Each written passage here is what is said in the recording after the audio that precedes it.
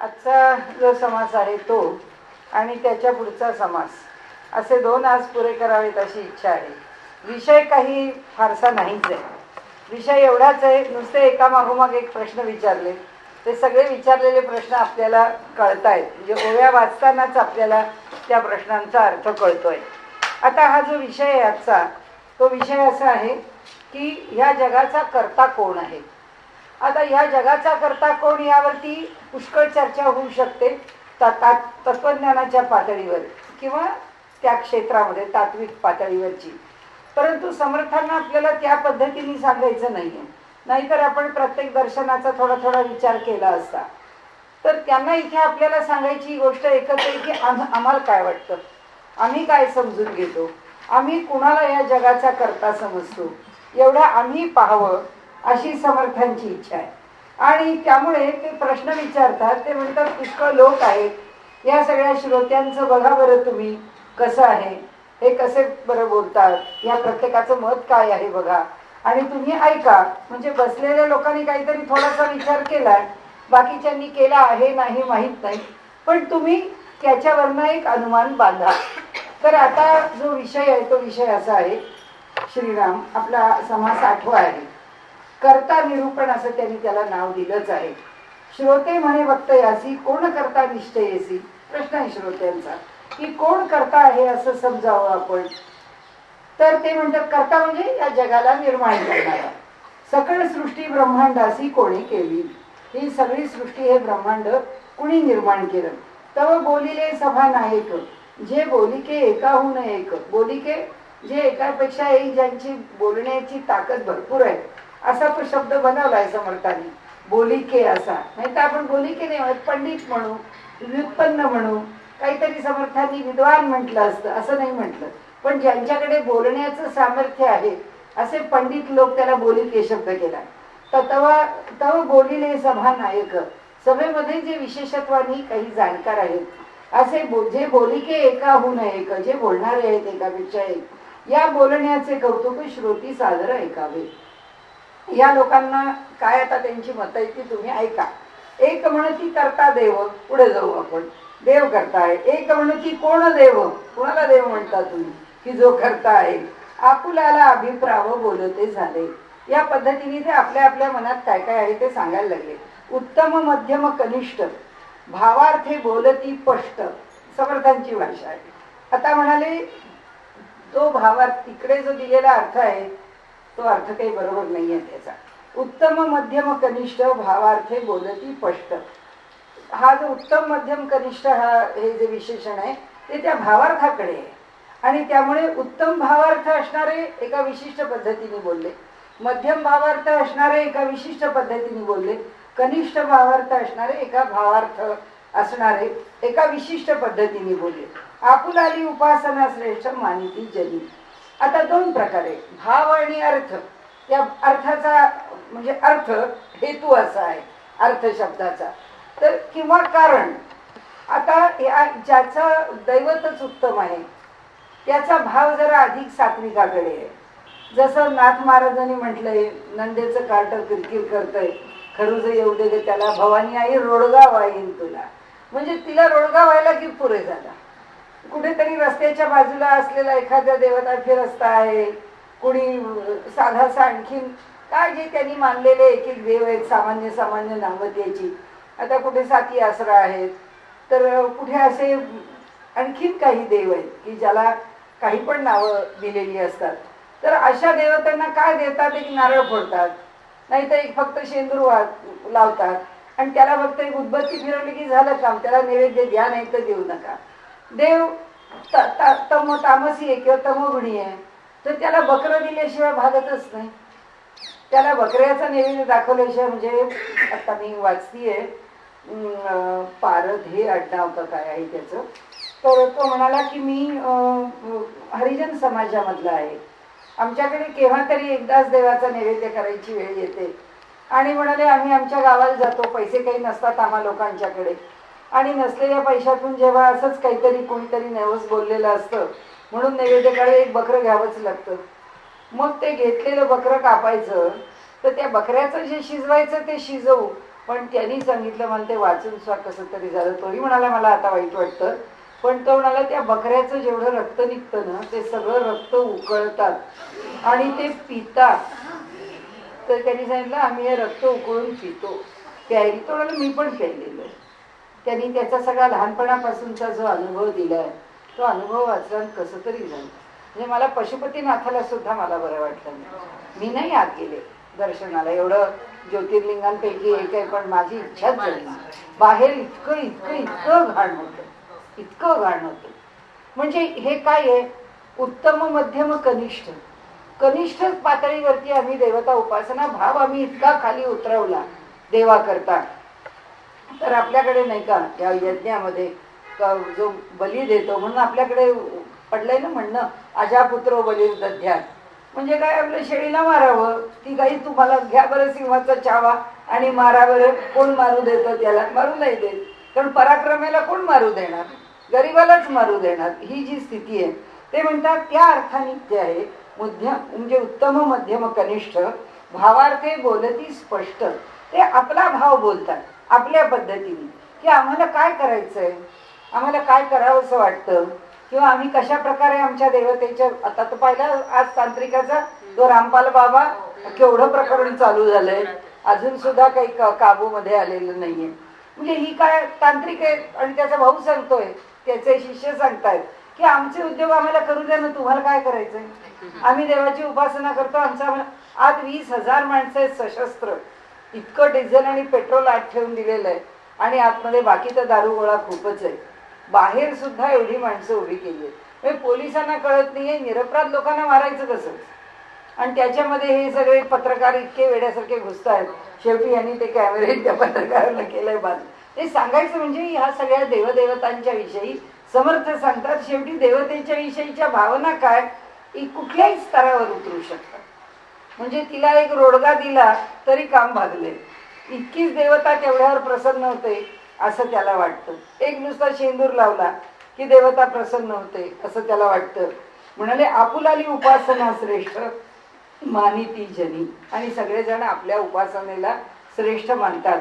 आपण आता मध्ये पाहिलं त्याप्रमाणे 40-40 फूट खाली भिंत आहे आणि ते मूल उलट टांगलंय आणि खाली सोडतायत आणि वर खेचून घेताना ती भिंत दगडाची खडबडीत त्या मुलाला खरचटतंय, लागतंय, ती पोरं वर खेचली जात आहे. काय वय आहेत मुलांची, 1.5-2 पासून ते 5 वर्षापर्यंतच्या मुलांना उलट काय त्या मुलांवर परिणाम होईल ना काय नाही, त्याच्यावरती काही कोणी सिरियल काढत नाही या असल्या भानगडींवरती.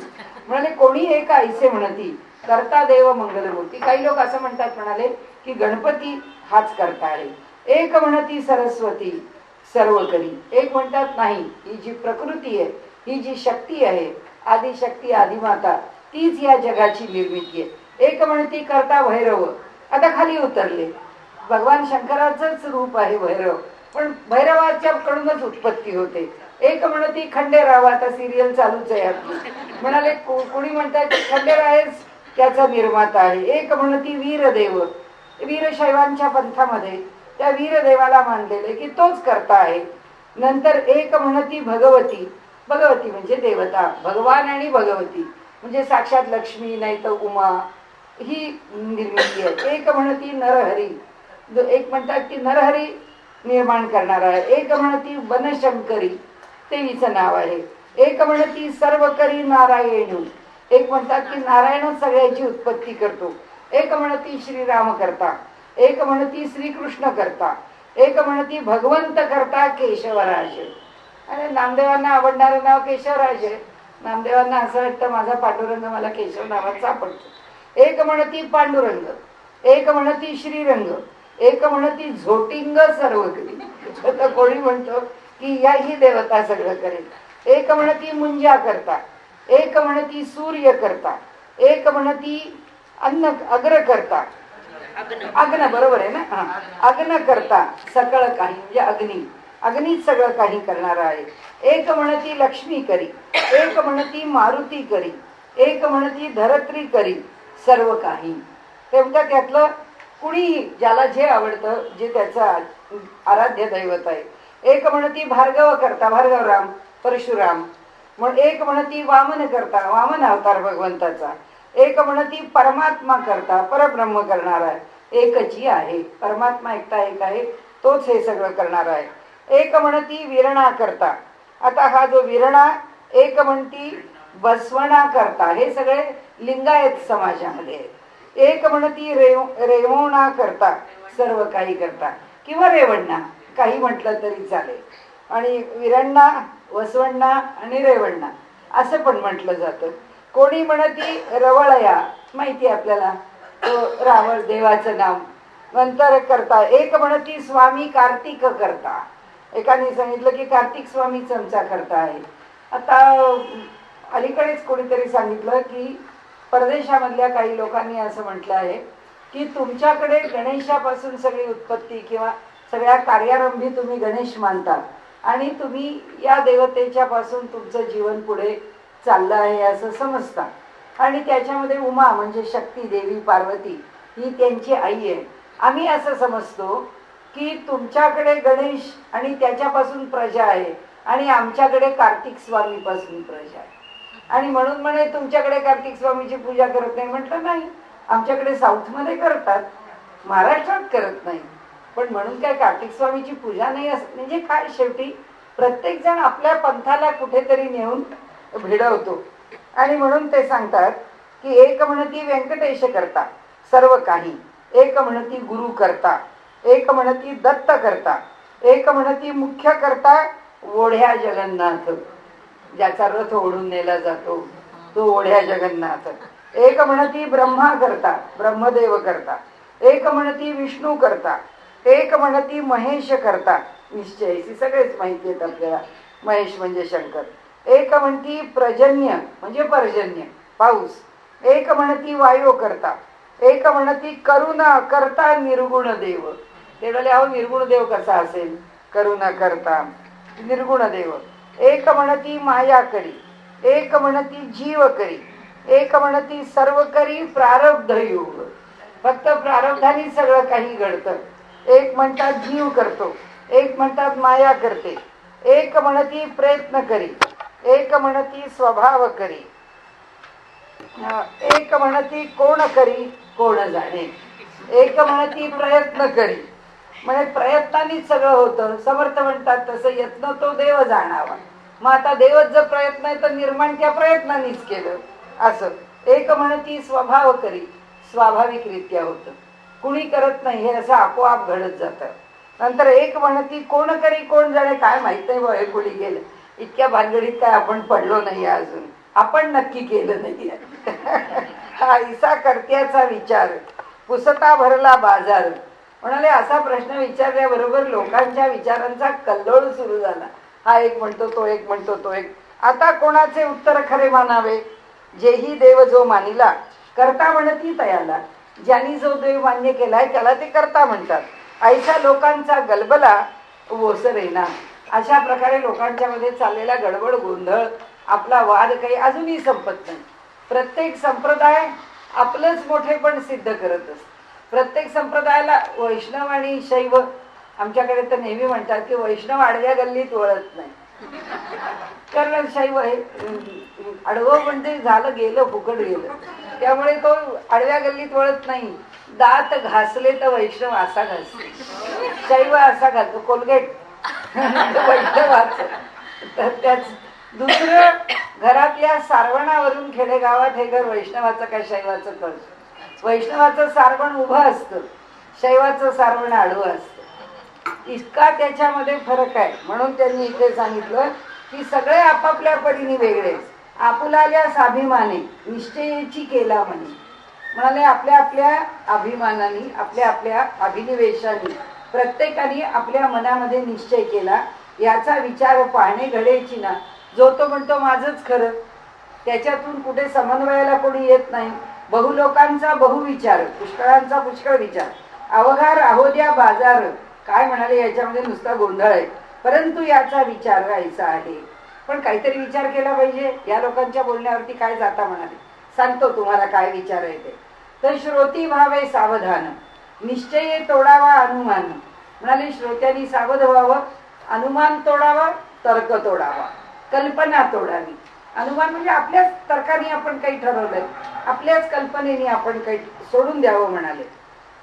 प्रत्येक मानावा प्रमाण जाणते पुरुषी. शहाण्या माणसांनी आपल्याला येणारा अनुभव हेच प्रमाण मानावं. जे जे कर्तयाने केले ते ते त्या उपरी झाले. कर्त्यापूर्वी आढळले न पाहिजे की. काय सूत्र ठेवायला लागेल की ज्यांनी हे जग निर्माण केलेलं आहे त्याच्या मागे आणखीन कुणीतरी असता कामा नये. म्हणजे तो आदी असला पाहिजे. म्हणून आपण जगदंबेला काय म्हणतो? आदिशक्ती, आदी माया.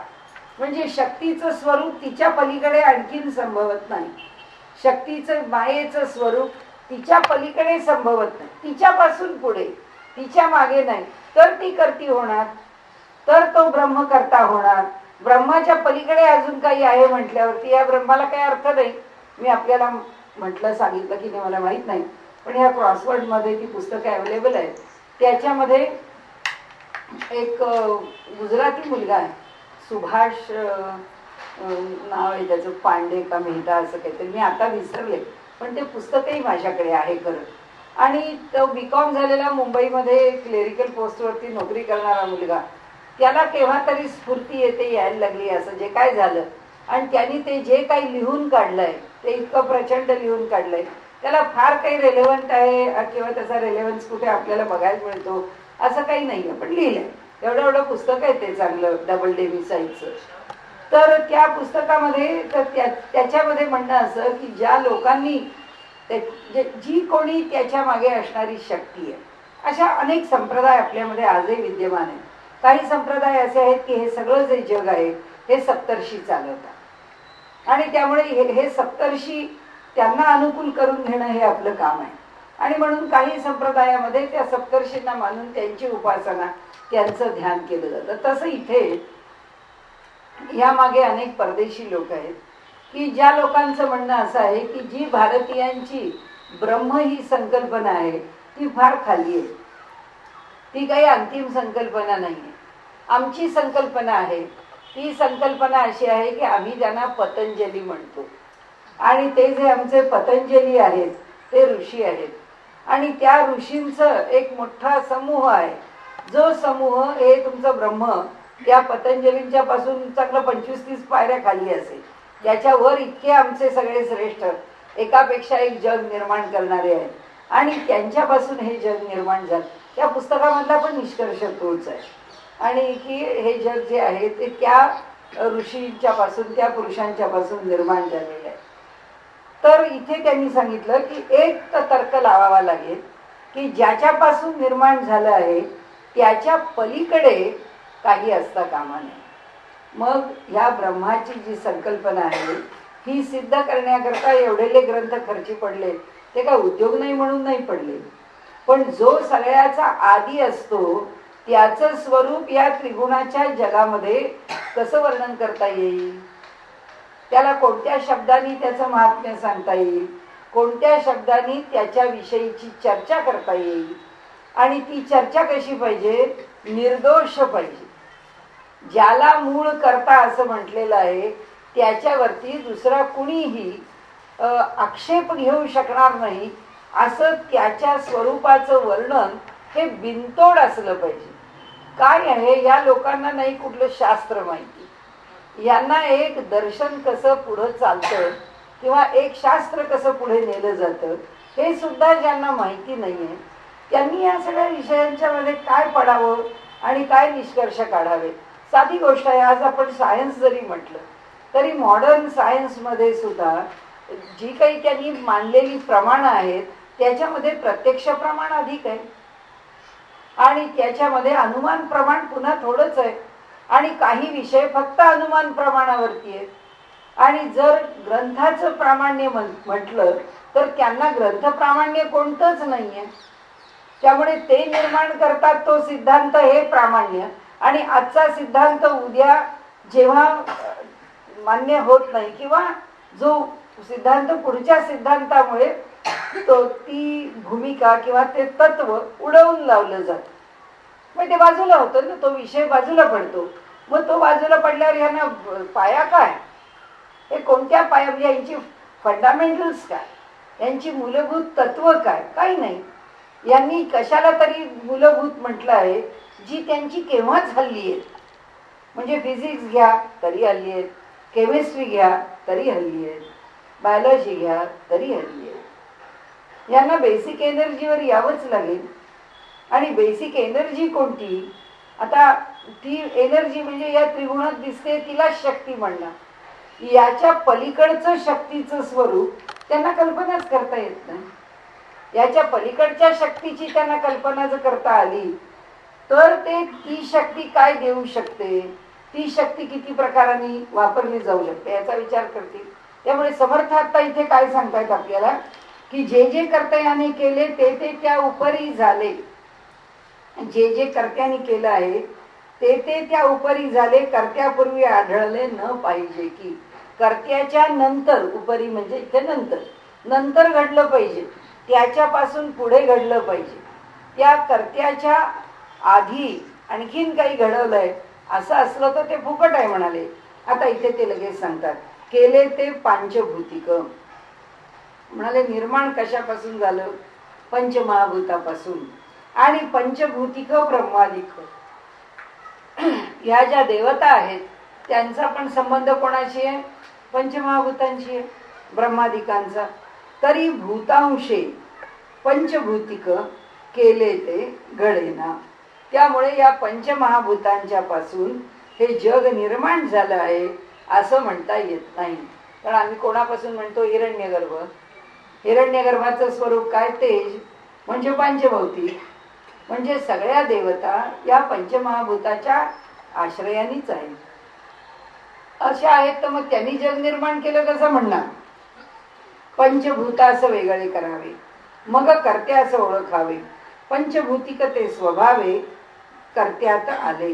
लक्षात घ्या म्हणाले, पंचभूत महाभूत बाजूला करा, मग कर्त्याला ओळखायला जा. कर्ता ओळखता ओळखता खूण काय ठेवा, की ही पंचमहाभूत जी आहेत ती कर्त्याच्या पोटातच आहे, ती त्याच्यापासूनच निर्माण झाली. म्हणजे तुम्हाला पंचमहाभूत सोडून दुसरं काहीतरी सूक्ष्म आहे असं वाटलं. सत्वरजतम सूक्ष्म आहे वाटलं, त्याच्या पलीकडे अहंकार सूक्ष्म आहे वाटलं, त्याच्या पलीकडे महत सूक्ष्म आहे वाटलं, त्याच्या पलीकडे अव्यक्त सूक्ष्म आहे असं. पण हे सगळे कुठे आहेत? त्या कर्त्याच्या पोटात आहे. म्हणजे हे पुन्हा अंतिम नाहीच आहे, पंचमहाभूत त्याच्याच पोटात आहेत. त्यामुळे पंचभूता वेगळे, निर्गुण तेथे नाही करते. पण निर्विकारास विकार कोण लावू शके? पंचमहाभूत नाही, ठीक आहे म्हणाले तुम्ही सगुणापासून, हे सगळे पंचमहाभूतांना जे गुण आहेत आम्ही सोडलं, आम्ही निर्गुणापासून. तर निर्गुणाला काय करायचंय? करते पण घेऊन. निर्गुण निराकार आहे, निर्गुण अखंड आहे, निर्गुण एकरस आहे, निर्गुण अव्यय आहे. तो संकल्प करण्यातला स्वतःला का खर्ची पाडील? तो पाडणारच नाही. त्यामुळे निर्गुण यातलं काहीच निर्माण करायला जाणार नाही. म्हणून ते म्हणाले नाही, निर्गुण सुद्धा होऊ शकत नाही. तेथे नाही करते पण निर्विकाराचा विकार कोण लावू शके? ते जर एकदा निर्विकार आहे, एक सिद्धांत मांडला आणि एक गुणधर्म त्याला चिकटवला तर त्या गुणधर्मावरती काही नाही आरोपित करता येईल. आता परमात्म्याचं हे स्वरूप निर्गुण आहे असं म्हटलं की त्या निर्गुणांनी निर्माण केलं असं नाही होऊ शकत.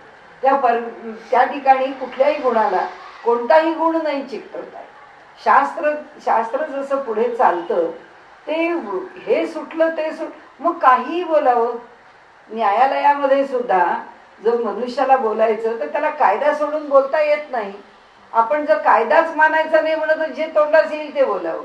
आता आज चाललंय त्या रामबाबाचं तसंच. त्या काय म्हणजे कुठला कायदा त्याचा आहे कळत नाही. कोणत्या देशामध्ये कोणता कायदा तो चालवतो. म्हणजे रजाकार वगैरे पेक्षा सुद्धा मोठा झाला. रजाकारी वरी म्हणायची वेळ आली असं त्यांनी गुंडगिरी चालवलेली. तर या ठिकाणी ते म्हणतात निर्गुणाचं तेथे नाही करते पण निर्विकाराचं विकार कोण लावू शकेल? निर्गुणाचं कर्तव्य न घडे. निर्गुणाकडून कर्तव्य म्हणजे कार्य कर्म घडू शकत नाही. सगुण झाल्यात सापडे. झाल्याच्या ऐवजी झाल्या शब्द वापरला. निर्गुण हे काय? सगुण काय? निर्माण झाल्यात आहे. सगुणापासून जग निर्माण झालं म्हणाले नाही म्हणता येणार. का नाही म्हणता येणार? त्याचं कारण तेच आधी निर्माण झालंय. जे निर्माण झालंय ते दुसऱ्याला काय निर्माण करणार? ते कशापासून तरी निर्माण झालेलं आहे. म्हणजे तेही नाही निर्माण करणार किंवा करू शकणार. आता कर्तव्यता कोणाकडे बरे पहा. आता कोण निर्माण करू शकतो पहा बरं. हे सगळेच जर करू शकत नाही तर लटिक्याचा करता कोण? हे जग जे आहे ते मिथ्या आहे. मग मिथ्याला करता कोण? जे खोटं आहे त्याला करता कसा असेल? कारण त्याला जे खोटं आहे त्याला पायाच नाही. म्हणून अद्वैत तत्वज्ञान काय म्हणतं? अगाजे घडलेची नाही त्याची वार्ता पुससी काही. घडलंच नाही आहे हे सगळं जे आहे ते खोटं आहे, लटकं आहे. लटिक्याचा करता कोण? हे पुसण्याची अप्रमाण. त्याच्याकरता चौकशी करणं, विचारणं हेच मुळी प्रमाणभूत नाहीये. म्हणून हेची प्रमाण जे स्वभावेची झाले. म्हणून प्रमाण काय? आता एकच. काय प्रमाण आहे? तर ब्रह्माचा जो स्वभाव आहे ते ब्रह्म स्वतःच स्वतःला पाहताय. ब्रह्म कसं आहे? ब्रह्मज्ञानरूप आहे. ब्रह्माच्या ठिकाणी ज्ञान असणं ही त्याची स्वाभाविकता आहे. आणि त्या स्वाभाविकतेमध्ये आता ब्रह्माची इच्छा काय? ब्रह्माला इच्छा काहीच नाही. पण जेव्हा ब्रह्म ब्रह्माला पाहतं स्वभावता, स्वाभाविकपणे, नैसर्गिकपणे ब्रह्माला जेव्हा ब्रह्म म्हणून त्याला ओळख करून घ्यायची वेळ आली, त्यावेळी ब्रह्माच्याकडनं हे सगळं निर्माण झालं. ब्रह्म स्वतःची ओळख करून घ्यायला गेला तर त्याला हे जगच निर्माण करावं लागेल. जगच ब्रह्मांडच निर्माण झालं. ते म्हणतात दुसरं उत्तर काही देता येणार नाही. म्हणून हेची प्रमाण जे स्वभावेची झाले. स्वभाव शब्दाचा दुसरा अर्थ स्वाभाविक. परब्रह्माच्या पासून स्वाभाविकरित्या उत्पन्न झालेले.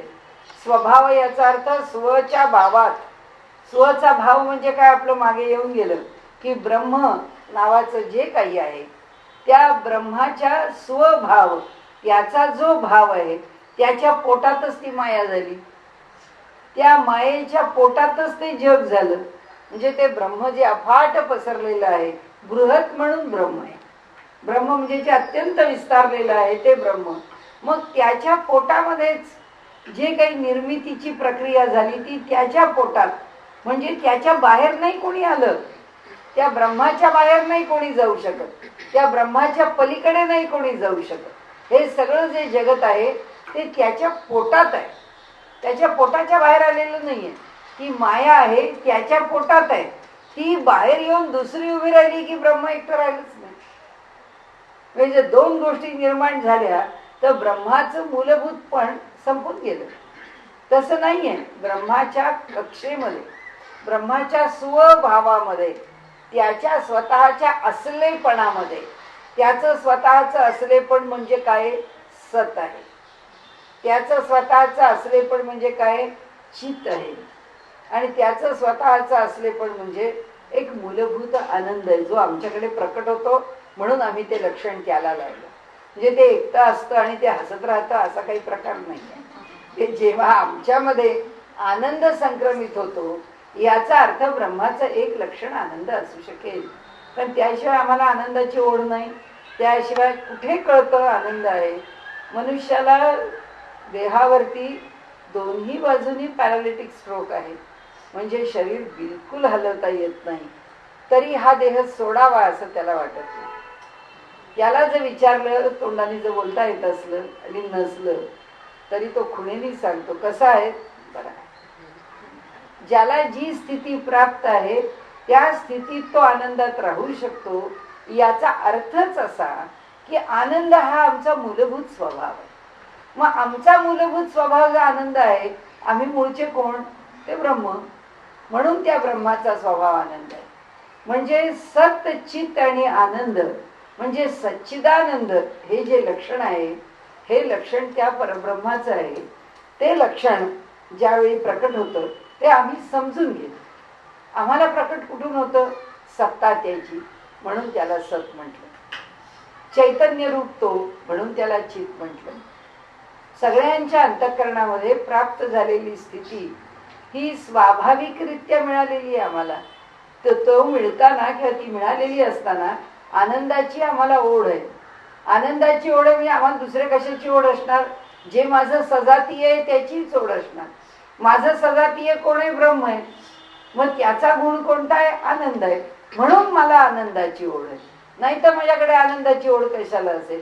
तो जर दुःखी असता, मला दुःखाचीच ओढ राहिली असती, मला दुःखच बरं वाटलं असतं, आनंद नसता बरा वाटला. म्हणून त्यांनी इथे सांगितलं की हे स्वाभाविक आहे, आपोआप घडलंय, त्याच्याच पोटात घडतंय.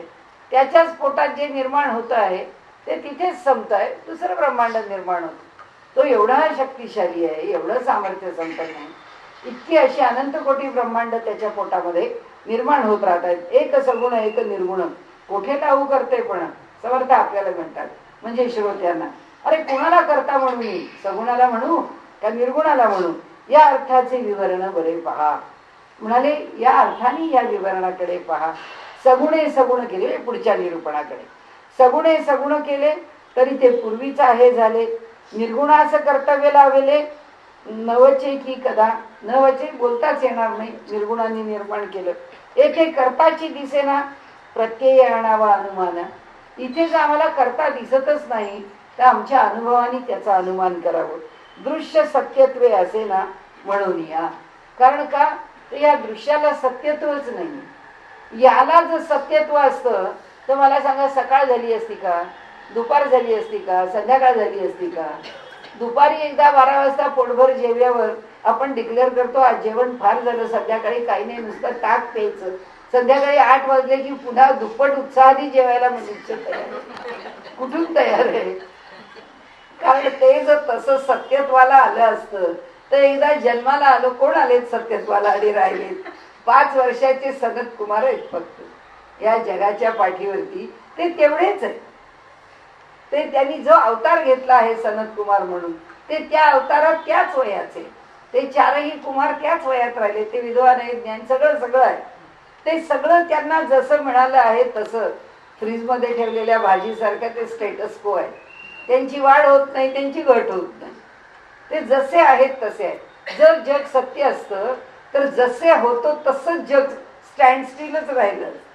ते तसं नाहीच आहे, कारण प्रत्येक क्षणाला बदलतंय, प्रत्येक क्षणाला बदलतंय. त्यामुळे हे लटकच आहे. येथे कर्ताच दिसेना, प्रत्यय आणावा अनुमाना. दृश्य सत्यत्वे असे ना म्हणून या. केले ते अवघेच लटिके. लटकच आहे. काल जेवलो, आज काय त्याचं? कालच्या जेवणाचा आज काय? आज काही नाही, संपलं गेलं, ते राहिलं नाही काही सुद्धा. अवघेच लटिके तरी करता हे बोलण्याची फिके. त्यामुळे ह्या सगळ्याला कोणी करता आहे हे काही म्हणता येत नाही. वक्ता म्हणे रे विवेके बरे पहा. म्हणून हा वक्ता म्हणजे समर्थ म्हणतात की त्या श्रोत्यांना, त्या सभेमधल्या लोकांना आता वक्त्यांनी सांगितलं की अरे जरा काही नीट पहा. बरे पाहता प्रत्यय आला. बरे पाहता चिंतन करता प्रत्यय आला. तरी का करावा गलबला? आता काय सगळ्यांनी गोंधळ करावा? प्रचिता आली आपणाला अंतर्यामी. आमच्या आतमध्ये आम्हाला त्याचा अनुभव आला. काय आला? आता असो हे बोलणे, विवेकी तोची हे जाणे. म्हणाले जाऊ दे, हे सगळं बोलण्याला अर्थ नाही. शेवटी मनुष्य निर्माण कुणी केलं जग याचा विचार जो तो आपल्या ठिकाणी आत्मप्रत्ययाच्या रूपाने घेतो. विवेकी मनुष्याचं चिंतन त्या दिशेने जाऊ शकतं. विवेकी तोची हे जाणे. पूर्व पक्ष लागे उडवणे. आतापर्यंत जे सांगितलंय ते द्या सोडून. म्हणाले यात काही अर्थ नाही. एवढ्या ओव्या आपल्या झाल्या त्या. काय एरवी अनुर्वाच्य. एरवी त्याचं स्वरूप काय आहे? ज्यांनी निर्माण केलं अनिर्वचनीय आहे. त्याला शब्दामध्ये बांधताच येत नाही. कोणी निर्माण केलं? हा असा असा आम्हाला असं सांगता येईल का की हा श्रीकृष्ण वासुदेव यादव यांनी जग निर्माण केलं, किंवा हा श्रीराम दशरथ काय त्याच्या घराण्याचं आडनाव जे घ्यायचं असेल ते, त्यांनी कोणत्या आडनावानी ते राहिले नाही, पण त्यांना आपण म्हणू सूर्यवंशी रामाला, कारण ते सूर्यवंशातले. म्हणून श्रीराम दशरथ सूर्यवंशी यांनी जग निर्माण केलं असं आम्ही नाही म्हणू शकला. यातल्या कशालाच आम्ही नाव नाही देऊ शकत. यांनी जग निर्माण केलं असं कोणालाच म्हणता येत नाही. आणि म्हणून ते सांगतात की विवेकाने लक्षात घ्या, हा पूर्व पक्ष सोडून द्या. त्या आमच्यानी जग निर्माण केलं, दत्तात्रयांनी केलं, गुरूंनी केलं, विष्णूंनी केलं, शंकरांनी केलं, हे सगळे आपल्या समजुती करताय, आपल्या इच्छे करताय, आपल्या उपास्य दैवता करता आलेला आहे. म्हणून तव श्रोता करी प्रश्न, देही सुख दुःख भोगता कोण, पुढे हेची निरूपण बोलिले. श्रोत्यांनी ओळखलं हे आपल्या जरा हे आपले बसकी बात नाही आहे, चला सोडून द्या म्हणाले, याचं चिंतन आपण काय करावं. हे चिंतन काही आपल्याला जमणार नाहीये किंवा या चिंतनातून आपण एका निष्कर्षाला येणार नाहीये. कारण समर्थांनी जेव्हा सांगितलं की विवेकाने हा विषय समजून घ्यावा आणि अंतर्यामी त्याची ओळख पटवून घ्यावी. केव्हा ओळख पटेल? जेव्हा ते चिंतन पूर्णत्वाला जाईल तेव्हा पटेल. तेव्हा समर्थ म्हणतात उगीच कोणते तरी प्रश्न विचारायचे. आपल्याकडे एक म्हण आहे की उचलली जीभ आणि लावली टाळ्याला. कारण काय आहे की जिभेचा वापर करून आणि मुखाचा तोंडाचा वापर करून माणसाला बोलता येतं. मनुष्य काहीही बोलायला तयार होतो. इथे समर्थ म्हणतात कसले प्रश्न विचारता, चिंतन करा. असं समर्थांनी त्या श्रोत्यांना सांगितलं की तुमच्या चिंतनातून तुम्ही तुमच्या निष्कर्षाप्रती या की खरंच या जगाचं निर्मिती करणारा कोण असेल. आणि तो जर असेल तर ह्या सगळ्या उपाधींनी त्याला जोडता येईल का, जोडावा का, आवश्यकता आहे का? काही आवश्यकता नाही. एक. आणि मग माझ्या प्रत्ययाला काय येईल? माझ्या प्रत्ययाला एकच येईल की ह्या जगाच्या मुळाशी जे ब्रह्म आहे ते काहीही करू शकतं. ते कोणत्याही रूपामध्ये हे सगळं प्रकट करू शकतं. आणि ते जर हे कुठल्याही रूपामध्ये प्रकट करू शकत असेल तर त्याला ती माया पाहिजे, त्याला ते दत्तात्रय पाहिजे, त्याला तो भगवान शंकर पाहिजे, त्याला भगवान विष्णू पाहिजे, त्याला देवी पाहिजे, भगवती पाहिजे, माया पाहिजे, शक्ती पाहिजे. काही आवश्यकता नाही. त्याला संकल्पाची सुद्धा आवश्यकता नाही. हे कुणाकरता? प्रवचनकाराचा धंदा बरा चालावा म्हणून. कारण तत्वज्ञान त्याच्या पुढे ठेवायला की तो लोकांपुढे ठेवणार आहे. कारण सगळा खेळ शब्दांचाच आहे. हे सगळं शब्दाकरता चाललंय. ते म्हणाले ज्याला आत कळतं म्हणून त्यांनी सांगितलं की अंतर्यामी ओळखून घ्या की कसा आहे परमात्मा आणि तो कसं निर्माण करू शकतो. ते शब्दात येईल का?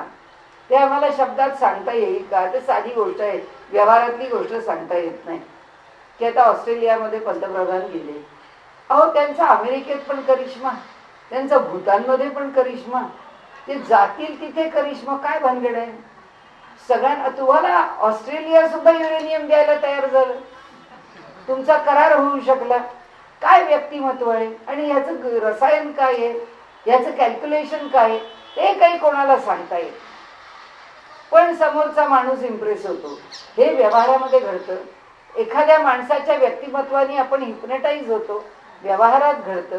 एखाद्या माणसाच्या सहवासामध्ये आपण आनंदी होतो, व्यवहारात घडतं. कुणाला उत्तर देता येतं? हे असं का? हे आम्हाला नाही उत्तर देता येत.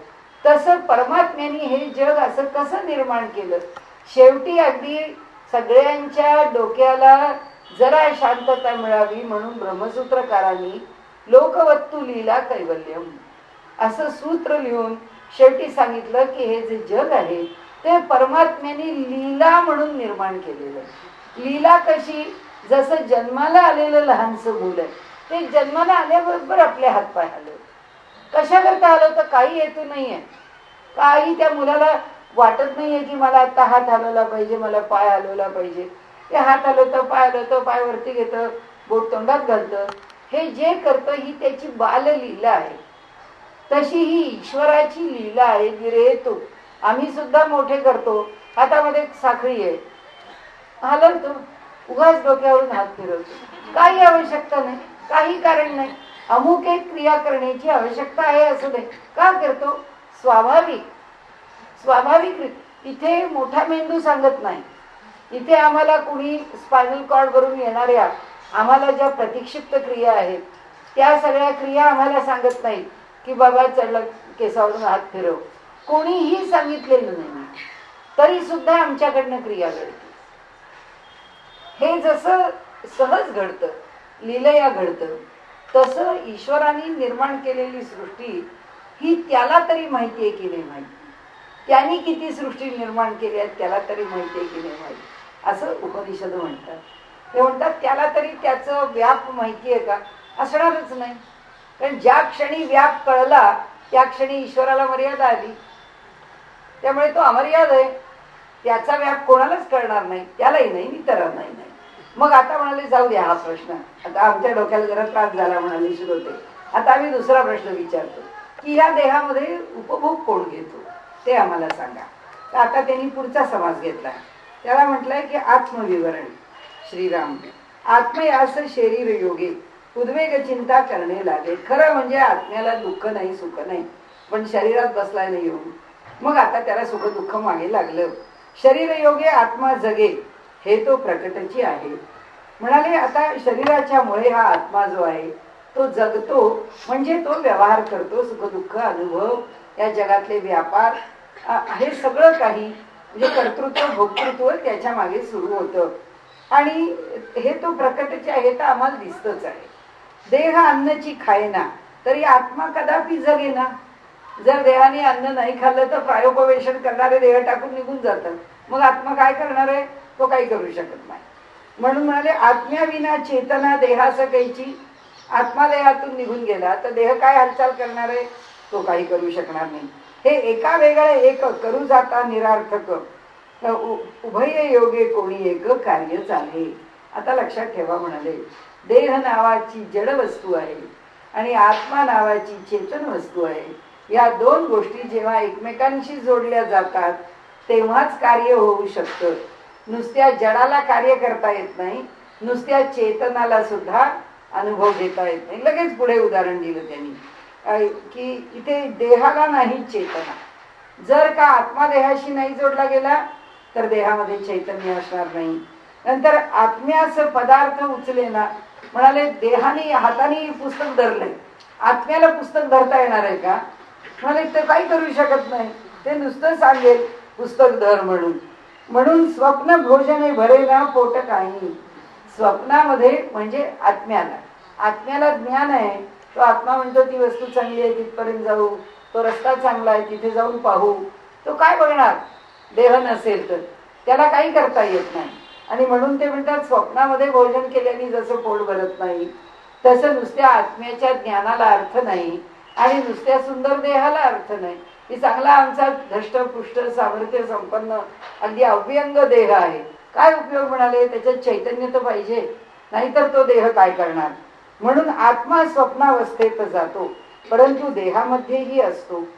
म्हणाले म्हणून तो आत्मा जो आहे तो स्वप्नावस्थेमध्ये पण तो जातोच, पण तो देहात असतो. निदसुरेपणे खाजवितो चमत्कार पहा. एक समर्थांची दृष्टांत देण्याची पद्धत अवघड आहे. ते म्हणले आता झोपलाय, लगेच आम्ही तत्वज्ञान काय सांग म्हणून म्हटलं सगळं काही चाललंय ना ते बरं प्रवचनकाराचं चाललंय, तिथं काही फरक पडत नाही.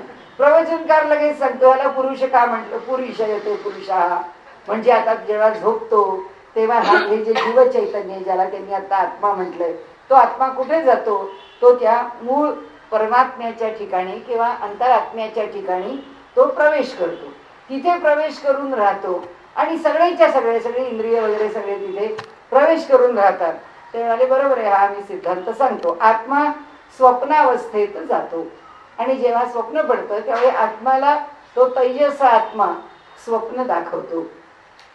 त्या ठिकाणी स्वप्नामध्ये आम्हाला काही दिसतं. म्हणजे आता आत्म्याची परिस्थिती काय आहे, तो स्थूल अवस्थेमध्ये नाहीये, तो आता कोणत्या जागृत अवस्थेमध्ये नाहीये, तो आता स्वप्न अवस्थेमध्ये, म्हणजे तो आता सूक्ष्म अवस्थेमध्ये आहे.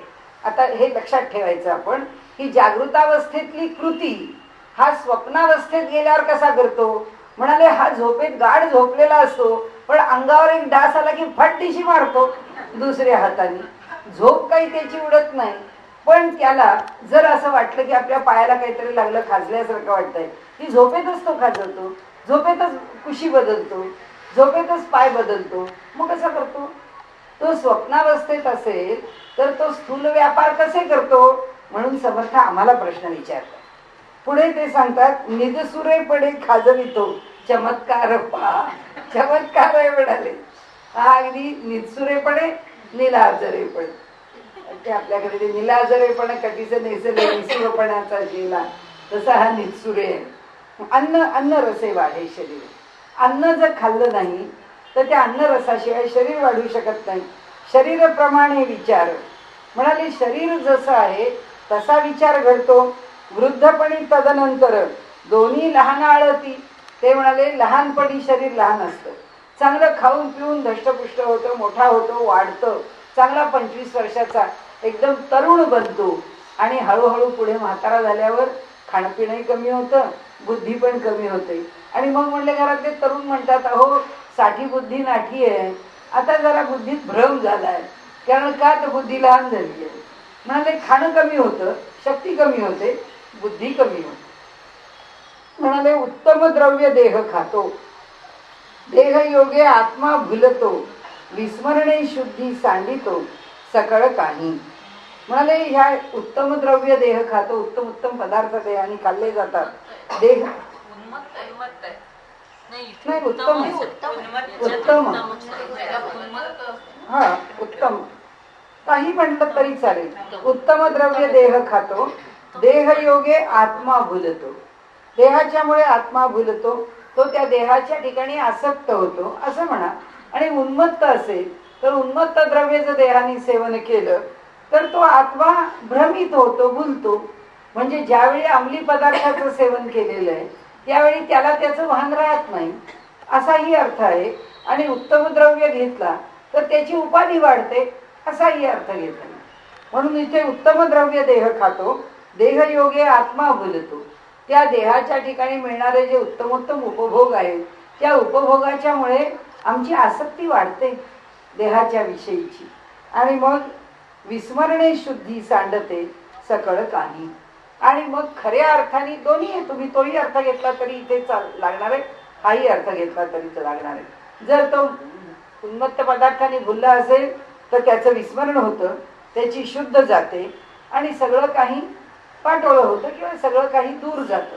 तसंच आहे देहाच्या ठिकाणची उपाधी जर बलवान झाली उत्तम जीवनामध्ये तर तो बाकीचं सगळं विसरून जातो आणि देहात्मभावाने भुललेला राहतो.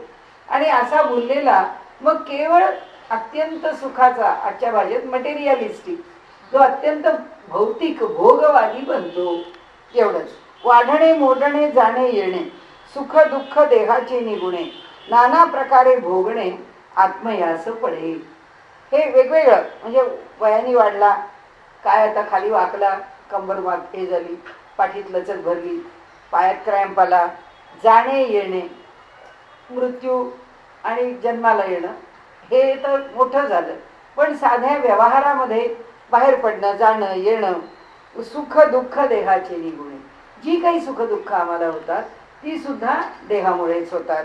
म्हणाले सुख दुःख देहाचे निगुणे, नाना प्रकारे भोगणे आत्मयास घडे.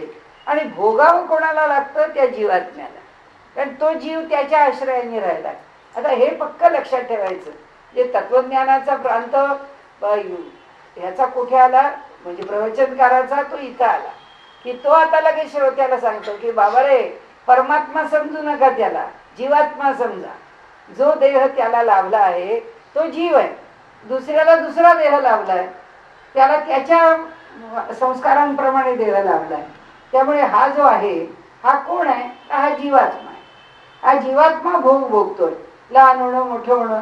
नाहीतर काय, प्रत्येक जणाचं वय वेगळं राहिलंच नसतं, सगळे सारखेच. एकदा जे म्हणून म्हणलं सगळे स्टँड स्टील, एकदा जन्माला आले जे आहेत तसे राहिले. जग आपलं तसंच तसं आहे. जसे आपण पुतळे उभे करतो ना म्युझियम मध्ये, बस जग बदलतं आहे म्हणून हे वेगळं वेगळं आहे. पण हे सगळं कुणाला भोगावं लागतं? आता माझं वय झालं, आता माझं हा लहान आहे, आता हा मध्यम वयाचा आहे, हा प्रौढ आहे, असं प्रत्येकाबद्दलचं जे बोलणं आहे ते कोणाला आहे? ते म्हणाले ते आत्म्याला भोगावं लागतं. तो आत्मा म्हणतो की आता आमचं वय झालं. कारण का? देहाशी जोडलेला आहे. देहाशिवाय तो अनुभवच बोलू शकत नाही. नुसता आत्मा काय अनुभव बोलणार? ज्याला देह नाही तो आत्मा काय म्हणणार? माझं वय झालं. तो आत्मा म्हणतो कोणाचं वय झालं? मला कुणीच नाहीये वय झालं म्हणायला. त्यामुळे त्याच्या ठिकाणी काही नाहीये, देह आहे म्हणून देहाच्या उपाधीनी त्याचा व्यवहार आहे. म्हणाले इथे वारुळ म्हणजे पोकळ, मुंग्यांचे मार्गची सकळ, तैसेची हे केवळ शरीर जाणावे. म्हणाले ह्या वारुळामध्ये जशा मुंग्या, आतून ते पोकळ असतं आणि त्यांना आत जायला खूप मार्ग त्यांनी केलेले असतात. ते वरून खालून इकडून तिकडून त्या इतक्या प्रकाराने आत बाहेर करू शकतात. तैसेची हे केवळ शरीर, तसंच हे शरीर आहे. काय म्हणाले? शरीरी नाडीचा खेटा, नाडीमध्ये पोकळ वाटा. त्या नाड्या आमच्या ज्या आहेत त्या सगळ्या एकमेकांच्या मध्ये गुंतल्या आहेत, शरीरभर पसरले आहेत. पण त्या नाड्यांच्या मध्ये काय पोकळपणा आहे. तो त्या नाड्यांच्या मध्ये पोकळ वाटा आहेत. लहान थोर सगटा दाटल्या नाडी. पुष्कळ बारीक आहेत, पुष्कळ मोठ्या आहेत. अशा सगळ्या नाड्या सकट. सगट म्हणजे सगळ्या. सरसकट म्हणतो ना, त्याचा हा सगट शब्द आहे. प्राणी अन्नोदक घेते, त्याचा अन्न रस घेतो, त्याचा अन्न रस होतो. आम्ही जे काही जेवतो त्याच्यामधून अन्नरस निर्माण होतो. त्याच वायू प्रवर्ततो श्वासोश्वासे. आणि त्याला म्हणजे त्या देहाला श्वासोश्वासामुळे कार्य करण्याकरता उपलब्धी होते. किंवा नाही, श्वासच नाही घेतला तर तो देह कसं कार्य करेल. त्यामुळे श्वास घेणं ही देहाला गती देणं आहे. देहाची गती ही श्वासोश्वासाने मिळते. नाडीद्वारा धावे जीवन. जीवन म्हणजे शक्ती. या नाड्यांमधून शक्ती धावते. जीवनामध्ये खेळे पवन. त्या शक्तीमध्ये वायू खेळतो. त्या पवना सरीसा जाणं आत्माही विवरे. त्या वाऱ्याबरोबर त्या नाड्यांमधून तो आत्मा सुद्धा प्रवास करतो. तो आत्मा सुद्धा त्या नाड्यांमधून सगळ्या शरीरातून खेळत राहतो. तृषेने शोकले शरीर, आत्म्यास कळे हा विचार. खूप तहान लागली आहे, शोष पडलाय की कळतं कोणाला? आत्म्याला कळतं, म्हणजे या जीवाला कळतं. मग उठवून शरीर चालवी उदकाकडे. मग त्या शरीराला उठवतो तो आणि म्हणतो चल, जिथे पाणी आहे ना तिथे चल, तुला पाणी देतो. कारण का?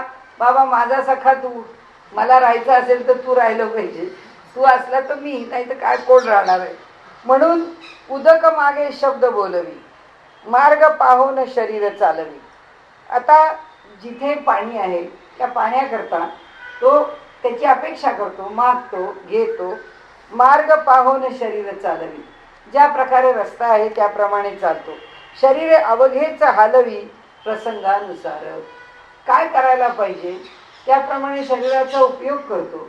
आता आगीमध्ये सापडला, खिडकी आहे, खाली कोणीतरी सांगितलंय, अहो तुम्ही असलात 15व्या मजल्यावर तरी काळजी करू नका, उडी टाका, तुम्हाला दुसऱ्या मार्गाने आम्हाला सोडवता येणार नाही. तो तिथून खाली उडी टाकतो. आता काय करणार? हलवी सारे शरीर. त्याला सगळे शरीर सकटच खाली यावं लागतं, कारण दुसरा मार्गच नाही त्यातनं बाहेर पडायला. म्हणून म्हणाले शरीर अवघेचं हलवी प्रसंगानुसार. सर्व शरीराचा व्यापार त्याला करावा लागतो. आता इथे बघा, समर्थांनी त्यांचे योगाच्या ज्ञानाचा उपयोग केला. ते म्हणतात तुमचा बॉडी फिटनेस तुम्हाला कायम टिकवला पाहिजे. तुम्हाला जर तुमचं शरीर सारखं हलवत ठेवलं नाही तर तुमच्या शरीराचा काही तुम्हाला उपयोग करता येणार नाही. आणि म्हणून क्षुधा लागते ऐसे जाणतो. आता भूक लागली असं जेव्हा तो जाणतो, मग देहाला उठवितो.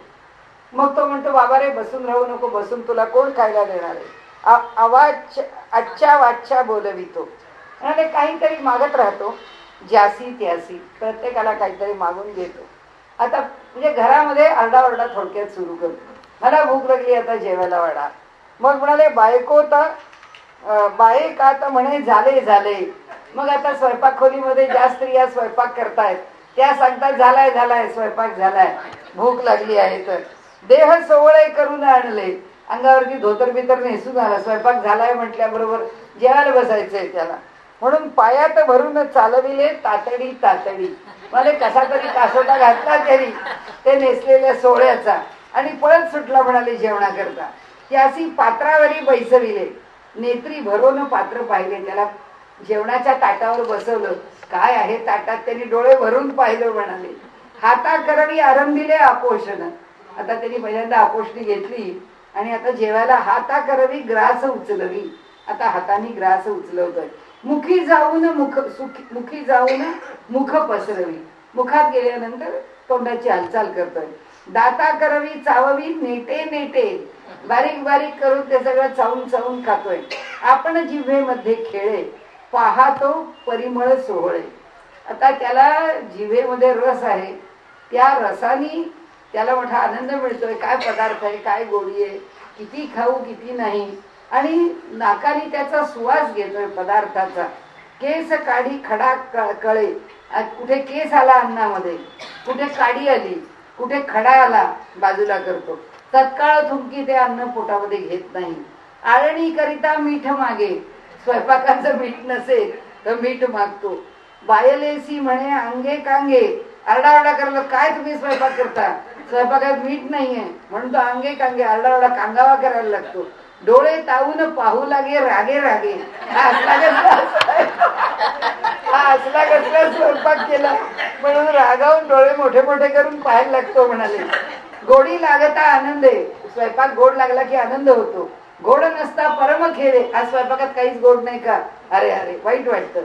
वाकडी गोष्टी अंतरी भेदे आत्मयासी. जीवात्म्याला काहीही मनाच्या विरुद्ध झालं की त्याला क्लेश होता.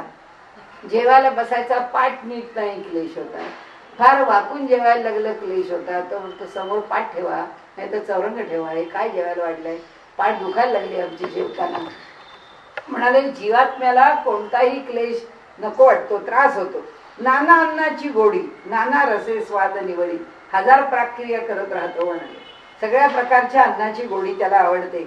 नाना रसे स्वाद, सगळ्या प्रकारचे रस.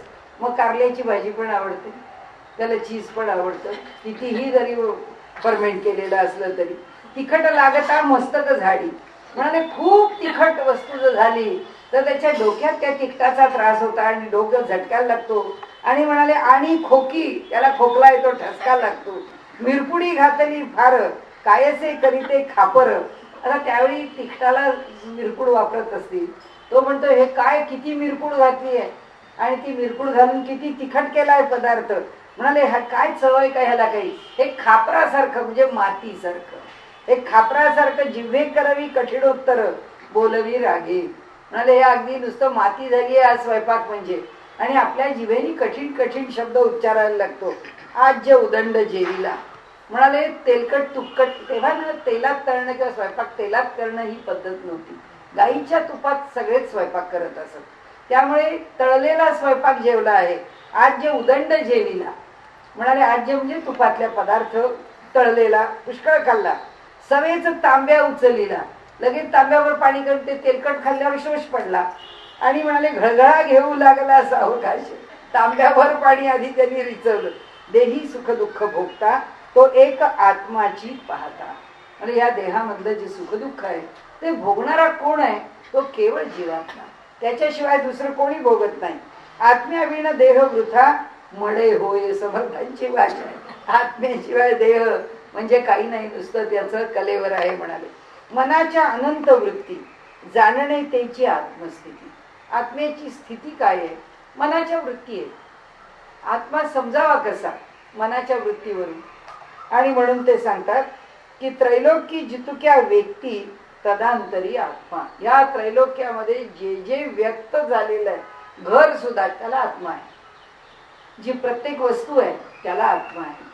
काय नाही, कोणतंही जड नाही, जे जे व्यक्तीकरणाला आलेलं आहे त्या प्रत्येकाच्या ठिकाणी आत्मा आहेच आहे.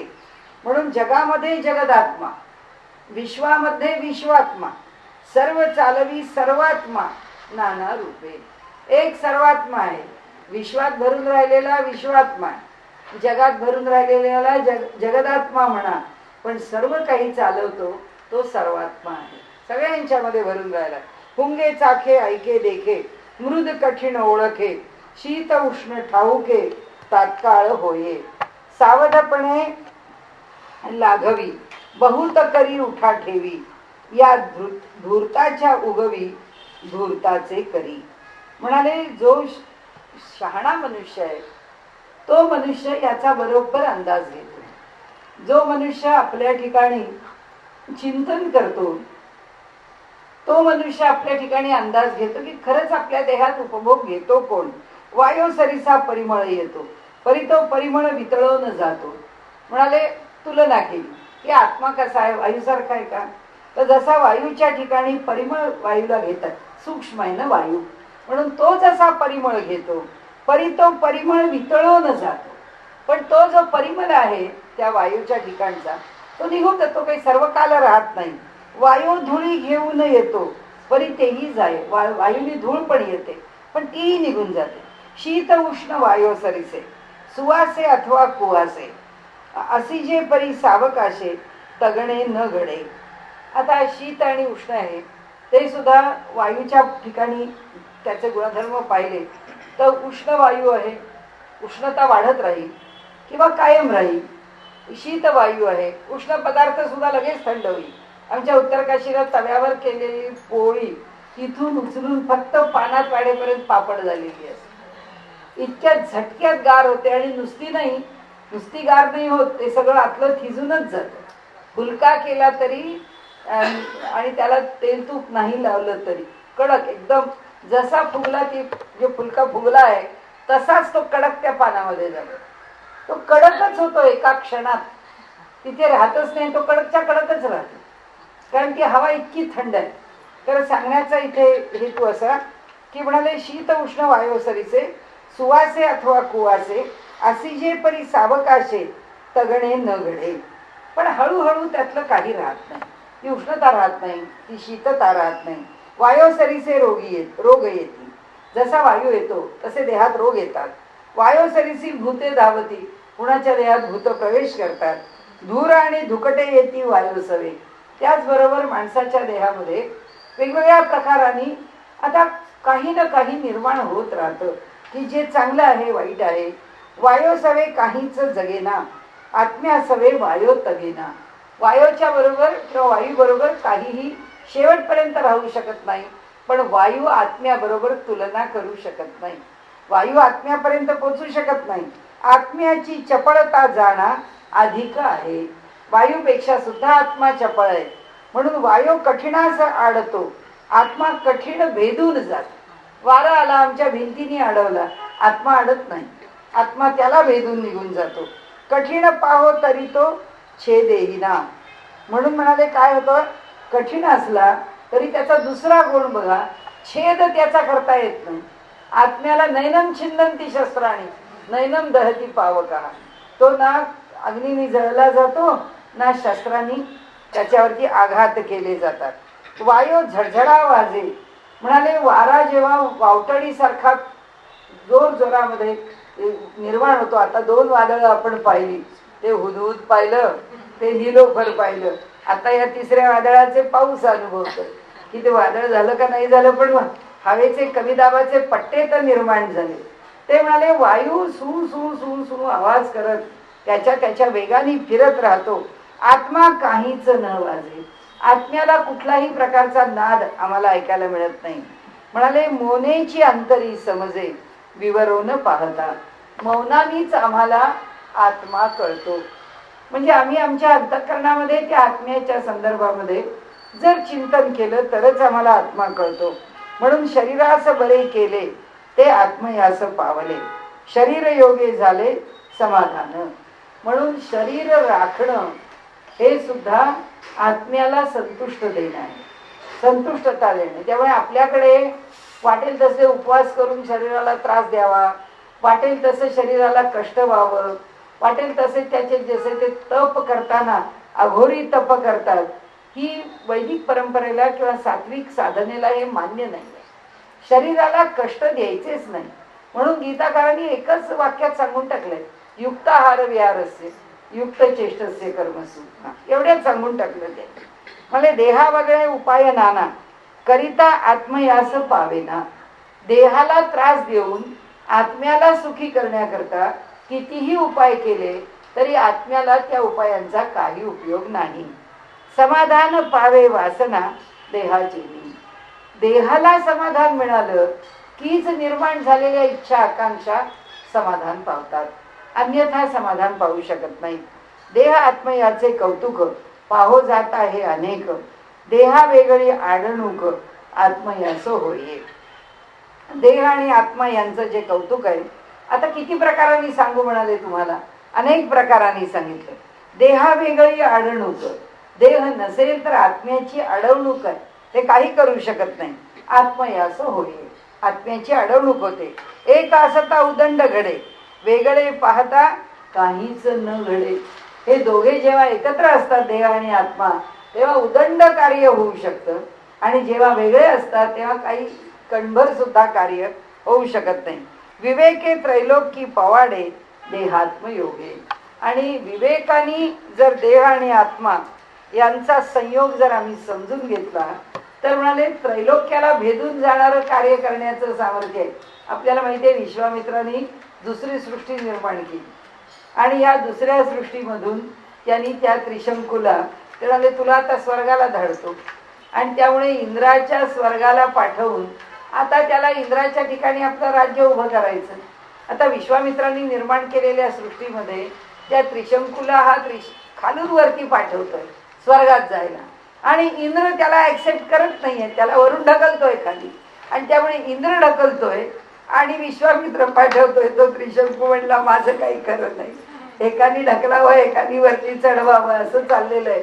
म्हणजे माझ्या देहाची अवस्था काय, अरे कंबरडं मोडायची वेळ आली माझी, एकानी वर ओढा म्हणावं एकानी खाली खेचा. शेवटी आपण जे म्हणतो ना की त्रिशंकूची अवस्था झाली ती त्रिशंकू अवस्था आहे. आणि म्हणून यांनी सांगितलंय की त्रैलोक्यामध्ये काहीही करावं असं वाटलं तर काय करू नाही शकत असे एक एक ऋषी जर पाहिले आपण, त्यांनी जे एक एक कार्य करून ठेवलंय त्या देहाच्या आश्रयानेच केलंय. त्यामुळे आता त्या देहाचं काय त्या शरीराचं काय त्याचं कोण एवढी पर्वा करतो. समर्थ म्हणले असलं काही नाही, त्या देहाची 100% पर्वा केलीच पाहिजे आणि त्या देहातल्या आत्म्याला सुखी ठेवलंच पाहिजे.